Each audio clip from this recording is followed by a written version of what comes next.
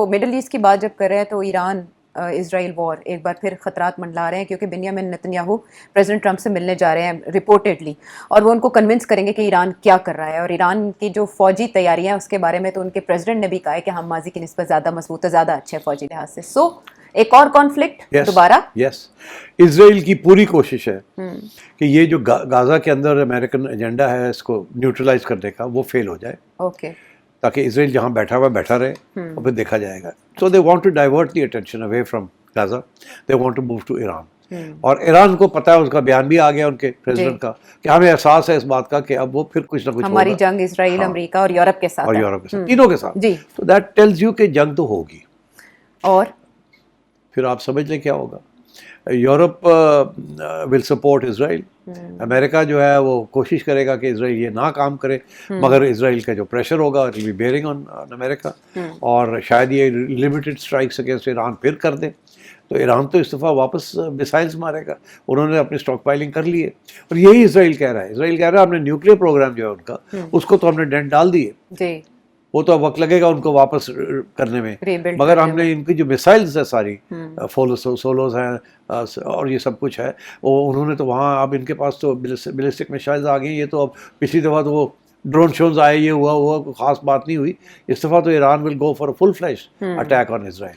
اگر یہ ایسے ہو گیا، ایران نے پچھلی دفعہ کیلیبریٹ کیا تھا، وہ بڑھانا نہیں چاہ رہے تھے. اب وہ کہتا ہے اگر یہ تینوں ہمارے خلاف آتے ہیں تو we'll have to do it. تو یہاں بہت بڑا کانفلکٹ کا ایک اور سائن ہے. So you know my sense is that India, Pakistan, Bangladesh, this region conflict continues, maybe even more serious than before. And I think with Iran, again conflict, Ukraine, no resolution to the conflict. So next year, Aisha, is going to be a year of war. A year of war, continuous war. A year of war. ہاں، department of war کا نام دے کر president Trump نے ویسے آ کے بتا دیا تھا ڈپارٹمنٹ آف ڈیفینس کو، A year of war. وار.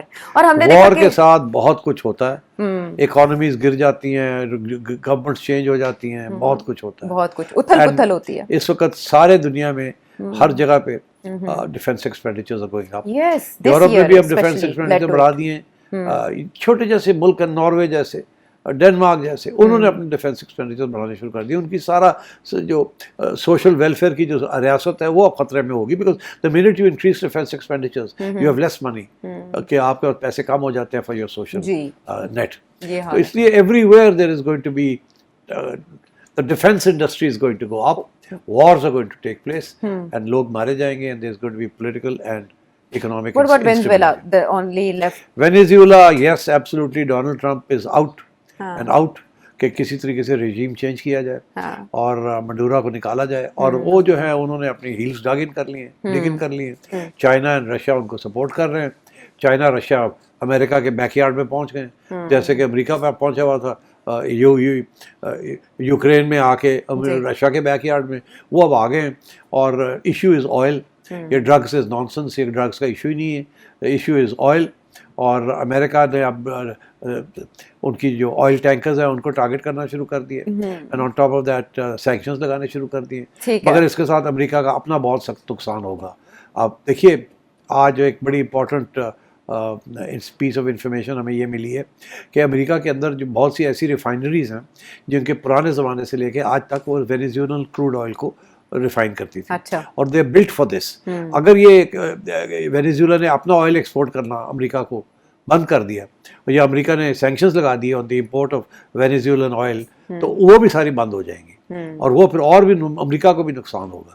تو یہ جس قسم کی جو پالیسیز چل رہی ہیں، they are capable of damaging all sides. اور یہ جو جیسے اگر ٹیرفس ہے، آپ نے ٹیرف بڑھایا، میں نے عوام کو مسئلہ بن گیا. جیسے ہی آپ ٹیرف بڑھاتے ہیں تو چیزیں مہنگی ہونی شروع ہو جاتی ہیں، تو وہ تو آپ کا بھی نقصان ہو جاتا ہے. اسی طریقے کے ساتھ اب آپ اگر اس وینیزویلا کو آپ ٹارگٹ کریں گے تو اس کے بعد پھر یہی ہوگا کہ آپ کی اپنا تیل جو ہے مہنگا ہو جائے گا، رائٹ، اینڈ سو آن. تو یہ every thing is linked together in this global village. اب جا کے اٹیک کرنا، ادھر کرنا، یہ کرنا. اور یہ ڈونلڈ ٹرمپ کی تو پالیسی یہ تھی کہ میں نے تو وارز ختم کرنے ہیں، بٹ ہو کیا رہا ہے؟ He may end up leading to more wars. More wars. ختم کرنے کا طریقہ ان کا ٹھیک نہیں ہے. اور پھر مڈ ٹرم بھی ہونے جا رہے ہیں یو ایس میں، تو بریک سے پہلے اگر آپ پریڈکٹ کریں تو مڈ ٹرم ہونے جا رہے ہیں. میں آپ کو بتاؤں، آپ زہران ممدانی کی جو وکٹری ہے اس کو انڈر ایسٹیمیٹ نہ کریں. نمبر 2، جو دنیا کی جو اس وقت ایٹیٹیوڈ ہے اور پرسیپشن ہے آف اسرائیل اس کو نہ اگنور کریں.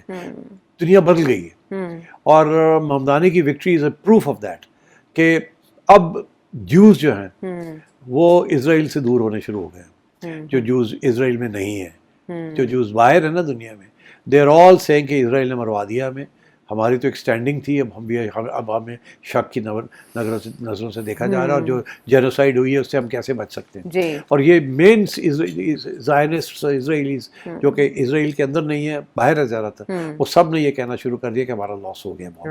اور APEC جو کہ اسرائیل کی لابی ہے ان امریکہ, اس کو تکلیف ہونی شروع ہو گئی ہے, بیکاز زوران نے پروو کر دیا کہ اب صرف یہ کہ